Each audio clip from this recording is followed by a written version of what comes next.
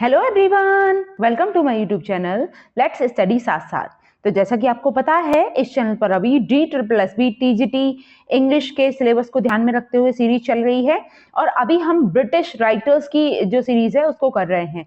इसमें बहुत ही important writer हैं ये जॉन वेबस्टर, इनके बारे में आज हम चर्चा करने वाले हैं। इससे पहले की जो क्लास हुई है वो जॉन मिल्टन के पर बेस्ड थी और हालांकि ये हम कह तो रहे हैं कि DSSB से रिलेटेड है, लेकिन इंग्लिश लिटरेचर की कोई भी कॉम्पिटिटिव लेवल की आप तैयारी कर रहे हो उसमें इन राइटर्स को पूछा ही जाता है। ठीक है, अभी हम बात कर रहे हैं आज जॉन वेबस्टर की। तो चलिए इनकी बायोग्राफी के बारे में जानेंगे, इनके इंपॉर्टेंट वर्क्स के बारे में जानेंगे और साथ ही साथ जो इंपॉर्टेंट MCQs बन सकते हैं उनको हम देखने वाले हैं। तो लास्ट तक देखना है वीडियो को। अगर प्रीवियस वीडियोस को अभी तक नहीं देखा है तो चैनल पर जाकर देख सकते हैं, सभी की प्लेलिस्ट अवेलेबल है और मोस्ट इंपॉर्टेंट जो MCQs हो सकते हैं वो सारे रिलेट करके प्रैक्टिस कराए गए हैं। आप चाहो तो उनकी प्रैक्टिस भी कर सकते हो। चलिए फिर आज की वीडियो शुरू करते हैं। जॉन वेबस्टर, अब देखिए इनके ना जन्म के बारे में ही बहुत सारे डिलेमा हैं और इसमें आप देख सकते हो कि कोई मतलब कंफ्यूजन है इनके जन्म को लेकर भी। कुछ बुक्स में 1580 दिया हुआ है, तो कुछ बुक्स में, जैसे कि मैं यहाँ पर विकिपीडिया की बात करूँ तो 1578 दिया हुआ है। ठीक है, तो पहले हम इनके इंट्रोडक्शन के बारे में देखते हैं। जॉन वेबस्टर जो बिलोंग करते हैं कौन सी एज से? जैकोबियन एज से। ठीक है, सबसे पहले आपको ये ध्यान होना चाहिए। और जैकोबियन एज जो ये है वो कौन सी एज से बिलोंग करती है या फिर कौन से पर्टिकुलर इंग्लिश पीरियड का ये पार्ट है, तो आपको ये भी पता होना चाहिए कि जैकोबियन एज जो है वो रेनासा पीरियड का ही पार्ट है। जैसे कि आप जानते हैं रेनासा पीरियड जो था, जिसे अर्ली मॉडर्न पीरियड भी हम कहते हैं, वो 1500 से लेकर 1660 तक रहा था। ठीक है, 1500 से लेकर 1660 तक रेनासा पीरियड या अर्ली मॉडर्न पीरियड था। अब उसी में जो एजेस डिवाइड हुई, जो ये पूरा कंप्लीट पीरियड था, इसको जो डिवाइड किया गया वो 4 डिफरेंट एजेस में डिवाइड किया गया है ना। पहला है आपका द एलिजाबेथन एज जो 1558 से लेकर 1603 तक थी, जो शेक्सपियर से रिलेट करते हुए भी आप समझ सकते हो, है ना। तो फर्स्ट क्या था? एलिजाबेथन एज जो 1558 से 1603 के बीच में रहती है, एलिजाबेथन एज, एलिजाबेथन। ठीक है, उसके बाद में जैकोबियन एज शुरू होती है ना। जो एलिजाबेथ है उनके ये पद से हट जाती हैं और उसके बाद में फिर जैकोबियन एज शुरू हो जाती है 1603 से 1625 तक। ओके, और उसके बाद में कैरोलिन एज आती है 1625 से लेकर 1649। ये रेनासा पीरियड के ही हैं सारे। 1558 से लेकर 1603 तक एलिजाबेथन एज है, देन जैकोबिन एज है, देन कैरोलिन एज है और लास्ट में फिर जो फोर्थ पीरियड इसमें डिवाइड किया गया है कॉमनवेल्थ पीरियड आता है। ठीक है, वो होता है 1649 से लेकर 1660 तक। तो जिन राइटर की हम बात कर रहे हैं जॉन वेबस्टर, ये कौन सी पर्टिकुलर एज से बिलोंग करते हैं? तो ये फर्स्ट ऑफ ऑल आपको ये ध्यान रखना है, ये जैकोबियन पीरियड से रिलेटेड है। आप कह सकते हो कि शेक्सपियर के कंटेम्परेरी भी मान सकते हो आप एक तरीके से। ठीक है, पोस्ट शेक्सपियरियन वर्क से रिलेट कर सकते हो। ठीक है, John Webster belong to Jacobean age which refers to the period of English history, जो रेफर करता है इंग्लिश हिस्ट्री के पीरियड को, and literature during the reign of King James first. और इनका जो लिटरेचर है वो किसके रेन में है, किसके शासनकाल के दौरान इन्होंने वर्क लिखे हैं? तो किंग जेम्स फर्स्ट के, क्योंकि ये जैकोबियन एज से बिलोंग कर रहे हैं। क्वीन एलिजाबेथ के बाद किंग जेम्स फर्स्ट आते हैं ना, उनके शासनकाल के दौरान ये राइटिंग्स लिखते हैं। ठीक है, और किंग जेम्स फर्स्ट का शासनकाल कब से कब तक रहा है? तो 1603 से लेकर 1625 तक रहा है। इसी को ही किंग जेम्स फर्स्ट का जो रेन है, इसी को हम क्या कह देते हैं? इसी को हम जैकोबियन एज बोलते हैं। ओके, अब बारी आती है, देखो इनका ये हिस्टोरिकल बैकग्राउंड हो गया जॉन वेबस्टर का। अब इनकी बात करें तो जॉन वेबस्टर कौन थे? अगर इनके लाइफ टाइम की आप बात करोगे तो 1578 से लेकर 1626 तक ये रहे। मतलब इनका जन्म 1578 में माना जाता है और इनकी मृत्यु हो गई थी 1626 में। Okay, was a renowned English playwright and poet of that era. और ये जैकोबिन एरा के बहुत ही फेमस प्लेराइट रहे और पोएट रहे। ज्यादातर जो फेमस हुए हैं ना, इनकी ट्रेजेडीज बहुत फेमस हुई हैं, रिवेंज ट्रेजेडीज इन्होंने लिखी। और द डचेस ऑफ मल्फी तो बहुत ही ज्यादा फेमस हुई इनका ये वर्क जो है। अब जॉन वेबस्टर की अर्ली लाइफ के बारे में अगर हम बात करें, Webster early life is not well documented. हम देख पाते हैं कि जॉन वेबस्टर का ना मतलब कोई प्रूफ नहीं है कि इनका जन्म एग्जैक्ट इस समय पर हुआ है 1578 में, मतलब वेल डॉक्यूमेंटेड नहीं है, कहीं पर भी कोई भी प्रूफ नहीं मिलता इनकी अर्ली लाइफ के बारे में कि इनका जन्म कब, कहाँ, कैसे, किस परिवार में हुआ, ये सारी चीजें नहीं पता चलती हैं। फिर भी कुछ सूत्रों की माने या कुछ डॉक्यूमेंट के बारे में देखें तो उसमें आप पाएंगे कि जॉन वेबस्टर का ये माना जाता है, it is believed that he was born in London around 1578, कि उनका जन्म लंदन में हुआ लगभग 1578, या फिर इसे 1580 भी कई जगह पर लिखा हुआ है, तो आप 1580 भी कंसिडर कर सकते हो। ठीक है। His father was a coach maker और अ मर्चेंट टेलर, और इनके जो पिताजी थे जॉन वेबस्टर के, वो कौन थे? एक कोच मेकर थे और मर्चेंट टेलर थे। Webster likely attend the Merchant Taylors school, और ऐसा माना जाता है कि जॉन वेबस्टर ने जो अपनी स्कूलिंग की वो कहाँ से की? मर्चेंट टेलर्स स्कूल से की, और बाद में ऐसा माना जाता है कि ये इन्होंने लॉ की स्टडी की थी। ठीक है, आगे चलते हैं। इनकी अर्ली लाइफ के बारे में ज्यादा डिटेल पता नहीं चलती है। ठीक है, अब इनके करियर के विषय में देखें, इनका जो राइटिंग करियर रहा उसकी शुरुआत कहाँ से होती है? ठीक है, Webster began his career as a playwright in the early 60s। As a playwright इन्होंने जो करियर शुरू किया अपना, वो अर्ली 60s में कर लिया था। 1578 में तो इनका जन्म ही हुआ है, आप कह सकते हो 1590 के बाद में इन्होंने अपना राइटिंग करियर शुरू किया, collaborating with other writers including Thomas decker, Thomas Middleton, और इनके ना कई सारे ऐसे वर्क हैं, हम आगे जानेंगे उनके बारे में, कि जो वर्क ना इन्होंने को ऑथर के साथ एज अ को ऑथर लिखे हैं, मतलब कोलैबोरेशन में लिखे हैं। थॉमस डेकर के साथ, थॉमस मिडल्टन के साथ इन्होंने मिलकर कुछ वर्क्स को लिखा है, स्पेशली ट्रेजिक कॉमेडी को। ठीक है, his plays are known for their complex intricated plots. तो इनके जो प्लेज हैं, जैसे कि मैंने कहा कि इनकी रिवेंज ट्रेजेडीज बहुत फेमस है, डचेस ऑफ मल्फी ही ले लीजिए, इनके सारे कैरेक्टरिस्टिक्स अगर आपको जानने हैं कि जॉन वेबस्टर कौन है, तो इनका ये एकमात्र यही वर्क, द डचेस ऑफ मल्फी, इसको आप पढ़ोगे, जॉन वेबस्टर की जो प्लॉट है, इनका जो स्टाइल है, सारी चीजें आपको क्लियर हो जाएंगी। ठीक है, तो ये कॉम्प्लेक्स इंट्रिकेटेड प्लॉट्स यूज करते हैं। ठीक है, द वाइट डेविल देख सकते हो इनका वर्क, और डचेस ऑफ मल्फी। ठीक है, and their exploration of theme, और इनकी जो थीम को लेकर एक्सप्लोरेशन है वो क्या है? Such as morality, mortality and human condition. इनकी थीम इस पर बेस्ड है, मतलब मोरालिटी बेस्ड है इनके प्लेस। ठीक है, मोरालिटी कैसे? जैसे जैसे आप व्हाइट डेविल की बात करोगे, इनके मेजर वर्क्स में आता है।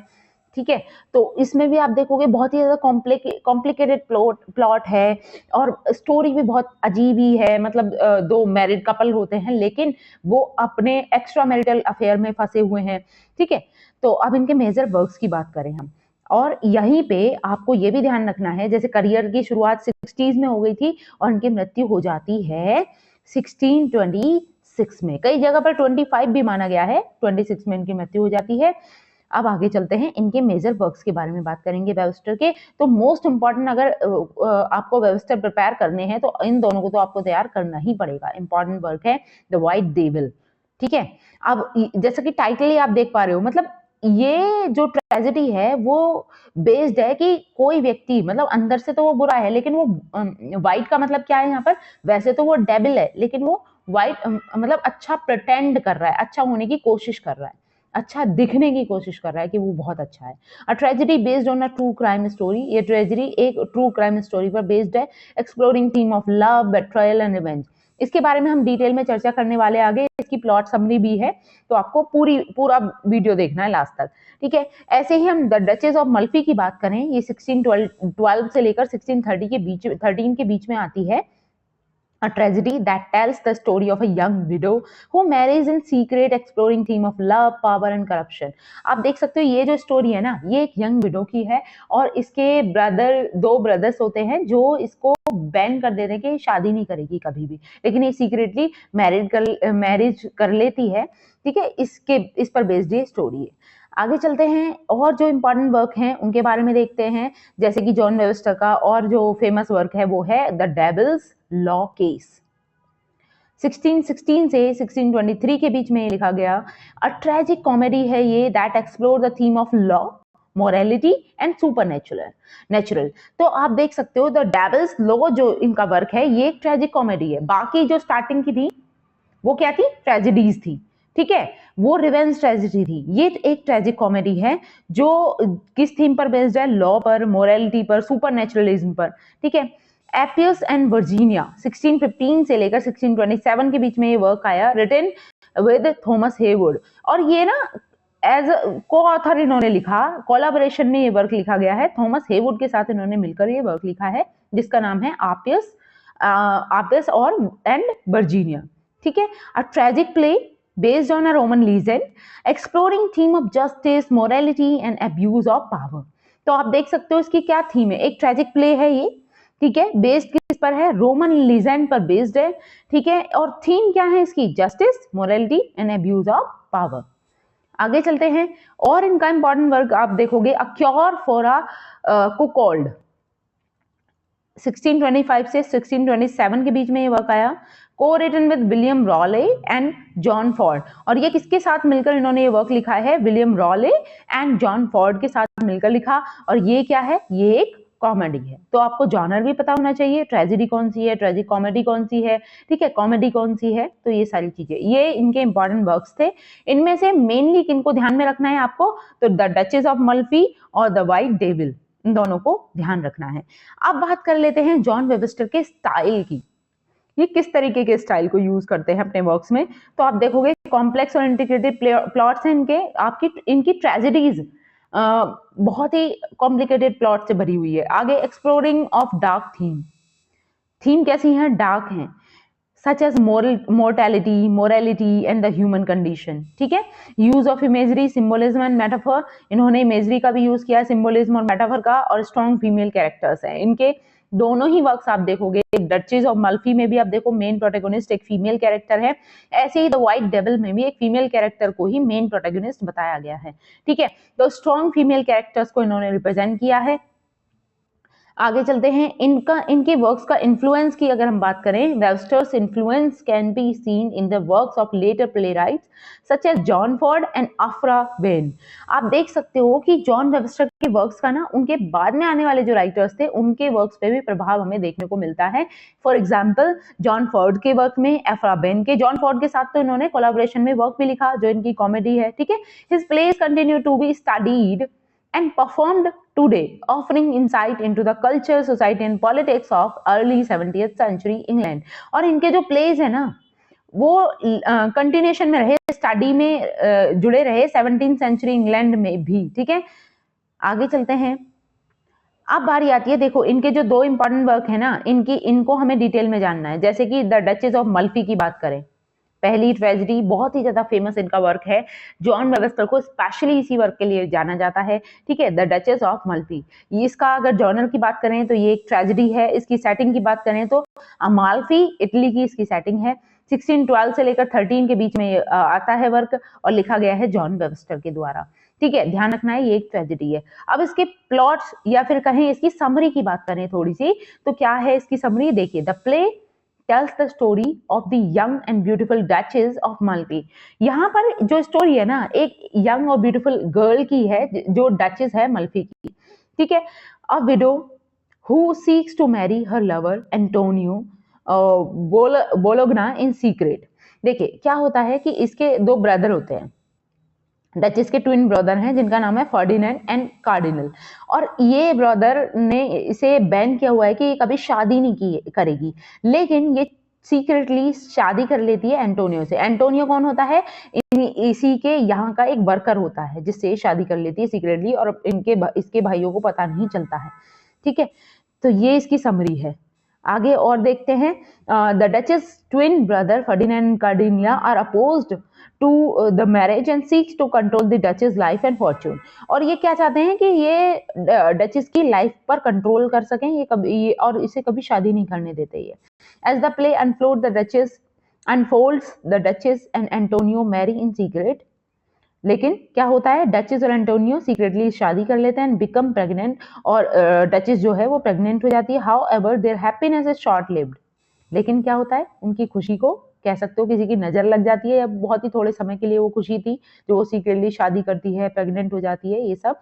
As Ferdinand and cardinal discover the marriage and seek revenge, क्योंकि फर्डिनेंड और कार्डिनल को शादी के बारे में पता चल जाता है और वो इसका बदला लेना चाहते हैं। The duchess is eventually imprisoned and subjected to psychological torture including being shown the fake corpse of her husband and children.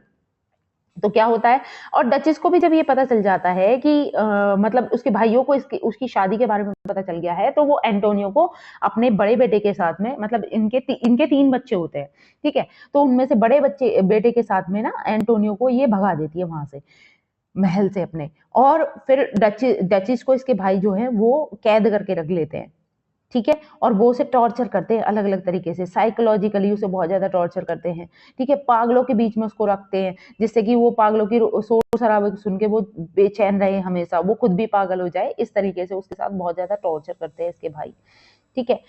In the final act the duchess is strangled by a group of assassin hired by her brothers.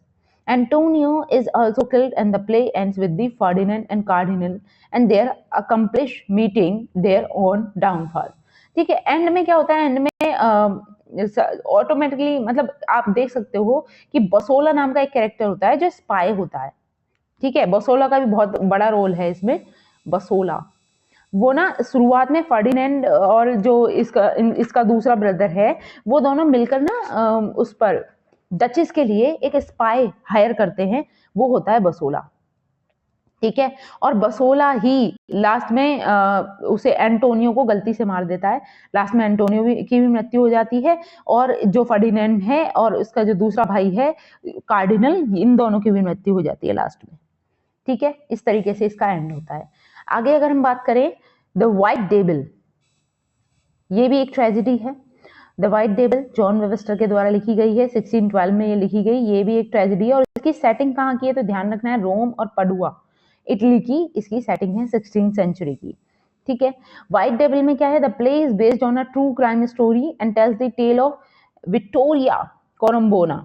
देखिए यहाँ पे जो उसमें main protagonist कौन है तो duchess है, duchess of मल्फी जो है, ठीक है, और यहाँ पे जो मेन प्रोटेगोनिस्ट है वो है Vittoria Corombona, a beautiful and cunning Italian noble woman, एक बहुत ही सुंदर चालाक इटालियन नोबल वुमेन है। Vittoria is married to Camillo Camillo, तो कैमेलियो से विक्टोरिया की शादी होती है, but she is in love with Bracciano, लेकिन वो शादी तो उसकी कैमेलियो से होती है, लेकिन वो प्यार करती है वर्चियानो को, a wealthy and powerful nobleman, ठीक है। As the play unfold Vittoria and Bracciano begin an affair, जैसे हम देखते हैं प्ले शुरू होता है तो विक्टोरिया और वर्चियानो का अफेयर चलने लगता है, वर्चियानो की जबकि शादी अलग हुई हुई होती है, विक्टोरिया की शादी कैमेलियो से हुई होती है, ठीक है, और they conspire to murder their respective spouse, और वो प्लानिंग करते हैं कि वो अपने अपने अपने स्पाउस को का मर्डर कर देंगे। विक्टोरियाज ब्रदर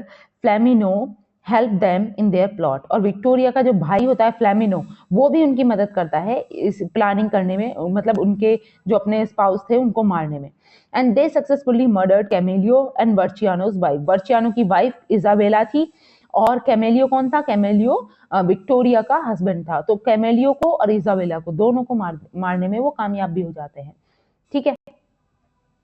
आगे how ever their happiness is short live, लेकिन लास्ट में क्या होता है, उनकी खुशी थोड़े ही समय के लिए थी, as they are eventually caught and brought to justice, क्योंकि लास्ट में जाके वो पकड़े जाते हैं और मतलब उनके साथ न्याय होता है, मतलब उनको भी सजा मिलती है। The play ends with the death of Vittoria, Bracciano, Flamineo as well as several other characters, और इसमें बहुत सारे अदर कैरेक्टर्स भी हैं, लास्ट में सबका ही मर्डर कर दिया जाता है, ठीक है।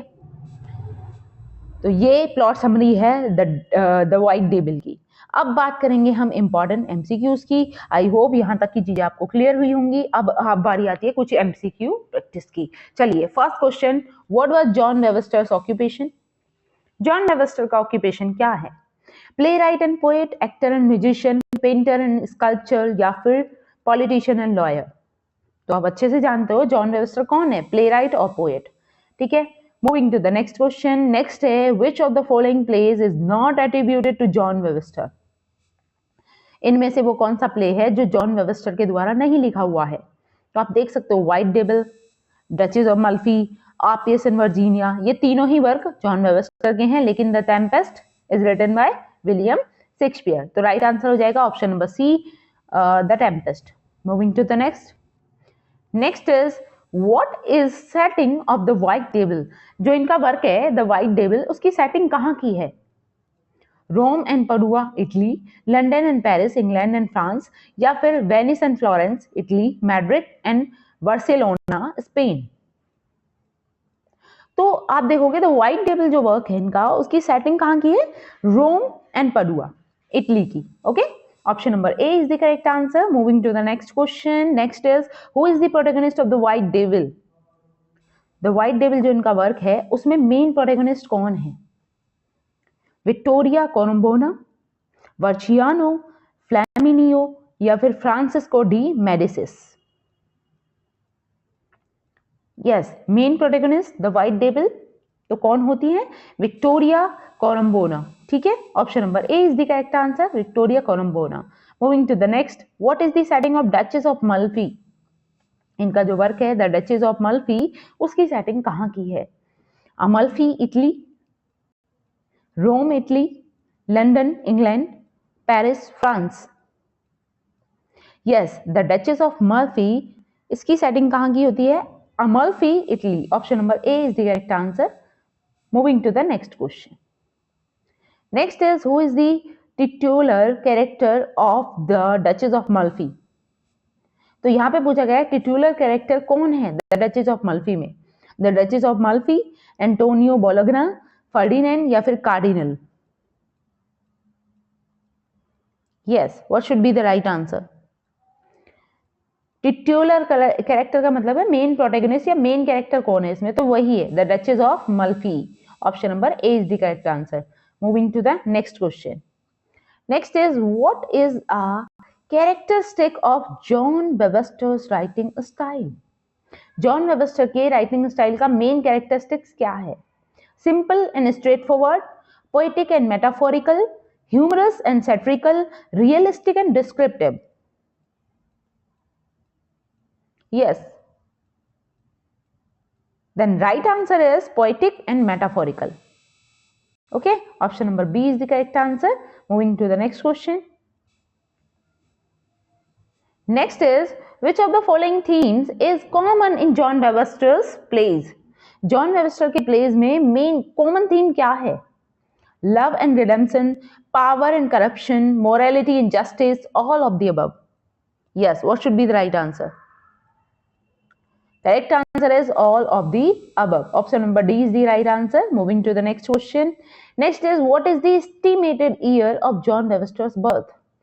अब एस्टिमेटेड ही है, ऑब्वियस सी बात है कि इनके ना रियल डॉक्यूमेंटेड है ही नहीं कि इनकी बायोग्राफी के बारे में हम कुछ जान पाए। एस्टिमेशन जो लगाया जाता है तो एस्टिमेटेड ईयर कौन सा है जिस ईयर में इनका जन्म माना जाता है? तो आप मान सकते हो 1580। अगर इस तरीके के ऑप्शन आते हैं तो उसमें 1580, और अगर 1578 आता है तो आप 1578 पर टिक करोगे। ठीक है, option number B is the right answer. Moving to the next. What was John Webster's occupation before becoming a playwright? John Webster का क्या ऑक्यूपेशन था प्लेराइट बनने से पहले? वो एक्टर थे, लॉयर थे, मर्चेंट थे, या अननोन? तो उसके बारे में भी कोई जानकारी नहीं है। हालांकि ये माना जाता है कि उन्होंने स्टडीज जो की थी वो लॉ की स्टडी की थी। ठीक है, लेकिन यहां पर आप अननोन पर टिक करोगे। Option number D is the right answer, unknown. Next is which of the following playwrights is believed to have influenced John Webster's work? बताइए, वो कौन से प्लेराइट हैं जिनके बारे में ये माना जाता है कि उनके वर्क्स का प्रभाव पड़ा है जॉन वेबस्टर के वर्क पर? William Shakespeare, Christopher Marlowe, Ben Jonson, या फिर all of the above? Yes, what should be the right answer? Right answer is all of the above. Option number D is the right answer. Next question is what is the name of John Webster's most famous play?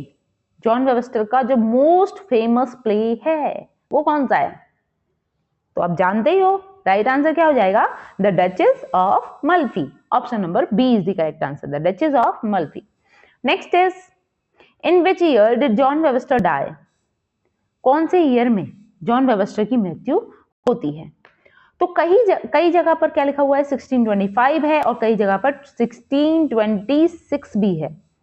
ठीक है, तो right answer option number C. Moving to the next. What is the name of theater company that first performed John Webster's plays? वो कौन सी पहली theatre company थी जिसने John Webster के place को सबसे पहले परफॉर्म कराया था? The King's man, the Lord Chamberlain's man, the Queen's man या फिर the Red Bull theatre company? Yes, right answer is the King's man. Option number A is the right answer, the King's man. Which of the following is a characteristics of John Webster's plays? John Webster के place का main characteristic क्या है? तो ये हम देख भी चुके हैं. मेनली इनके जो प्लेस हैं उनका जो कैरेक्टरिस्टिक्स है वो क्या है? Complex and intricated plots. ठीक है, option number B is the correct answer. Moving to the next. Next question is what is the name of John Webster's collaborators on the play Appius and Virginia? तो John Webster के कौन collaborator थे इस particular work में? क्योंकि इन्होंने collaboration से work लिखा ऑपियस and Virginia.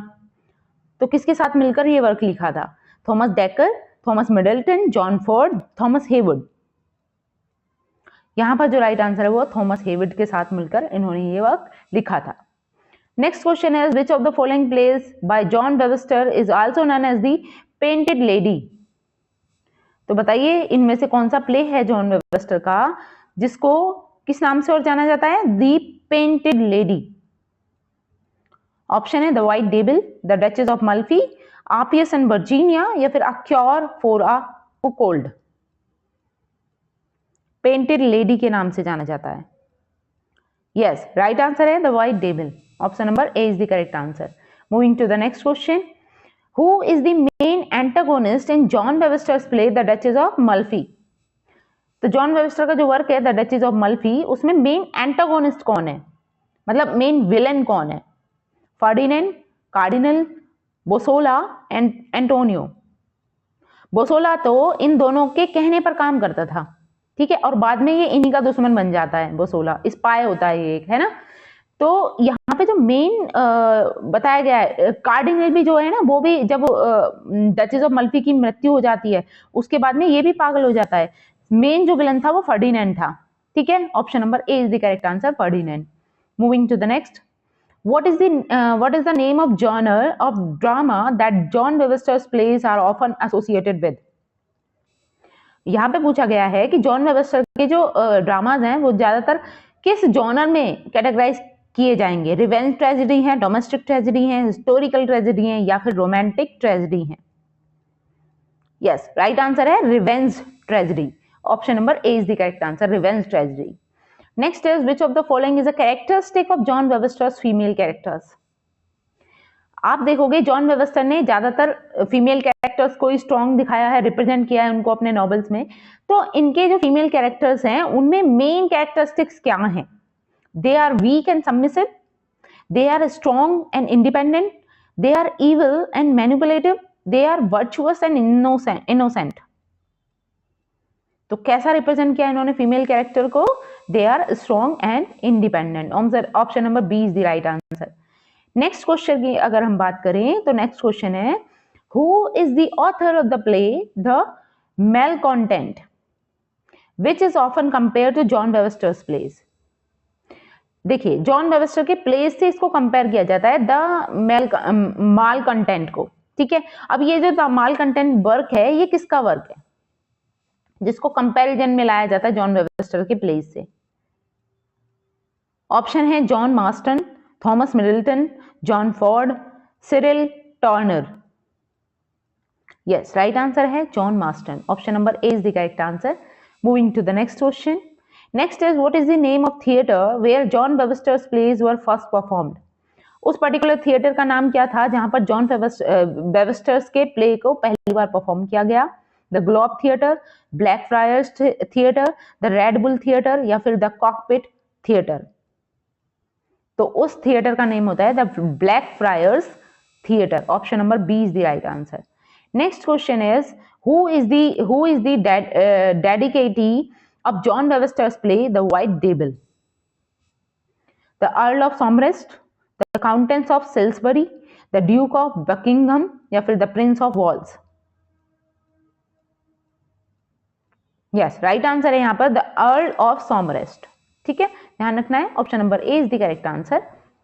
Next is who is the main antagonist in the White devil. इनका जो व्हाइट डेविल वर्क है, जो ट्रेजेडी है, उसमें मेन एंटागोनिस्ट कौन है, मेन विलेन कौन है? वर्चियानो, ब्रेचियानो, फ्लैमिनियो, फ्रांसिस्को डी मेडिसिस या फिर मोंटेसेल्सो। तो मेन एंटागोनिस्ट कौन है? मोंटेसेल्सो। ये कौन होता है? ये ही लास्ट में जाके सबके मर्डर कर देता है, ठीक है।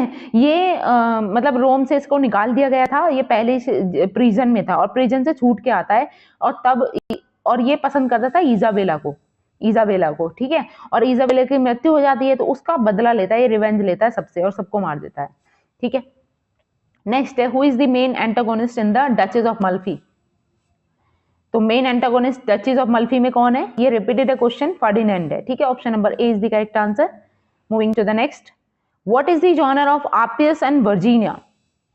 आपियस और वर्जीनिया, इसका जॉनर क्या है? क्योंकि ये कोलैबोरेशन में लिखा हुआ है पहली बात, और इसका जॉनर कौन सा है? ये ट्रेजेडी है, कॉमेडी है, हिस्ट्री प्ले है या ट्रेजिक कॉमेडी?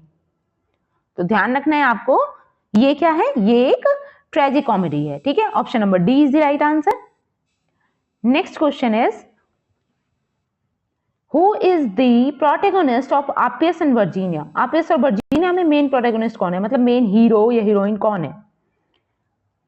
तो वो है Virginia. Option number B is the right answer.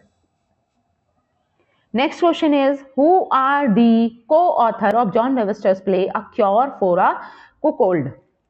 इनका एक वर्क आया a Cure for a Cuckold, जो एक कॉमेडी है, ठीक है। और इसमें को ऑथर कौन थे इनके साथ में? क्योंकि इन्होंने 2 अदर राइटर के साथ मिलकर ये वर्क लिखा, a Cure for a Cuckold, Thomas Dekker and John Ford, Thomas Middleton and William Rowley, John Ford and William Rowley या फिर Thomas Dekker and Thomas Middleton. तो ध्यान रखना है, वो थे John Ford and William Rowley. Option number C is the right answer. Moving to the next question. Next question है what is the genre of a Cure for a Cuckold. तो जैसा कि मैंने अभी बताया, a Cure for a Cuckold, इसका genre क्या है? ये एक कॉमेडी है, okay. Option number A is the correct answer. Next अगर हम बात करें who is the protagonist of a Cure for a Cuckold. A Cure for a Cuckold में मेन प्रोटैगनिस्ट कौन है? Lessandro, Urson, Clarissa, Polyphron. Yes, right answer है Lessandro. Option number A is the right answer. Okay then, आज के लिए हम इतना ही रखेंगे। आई होप मेरी ये वीडियो आपको अच्छी लगी होगी, और अगर वीडियो अच्छी लगी है तो प्लीज इसको लाइक करना है, शेयर करना है। चैनल को सब्सक्राइब नहीं किया है तो please do subscribe the channel. इसी तरीके की इंपॉर्टेंट वीडियो आपको मिलती रहेंगी। मैंने काफी स्पीड में आपको इतना सारा कंटेंट एक ही वीडियो में रेलिवेंटली करा दिया है, आपको भी अच्छा लगेगा। I hope you like it. मिलते हैं नेक्स्ट वीडियो में, तब तक के लिए thanks for watching, keep learning and keep supporting me. Thank you.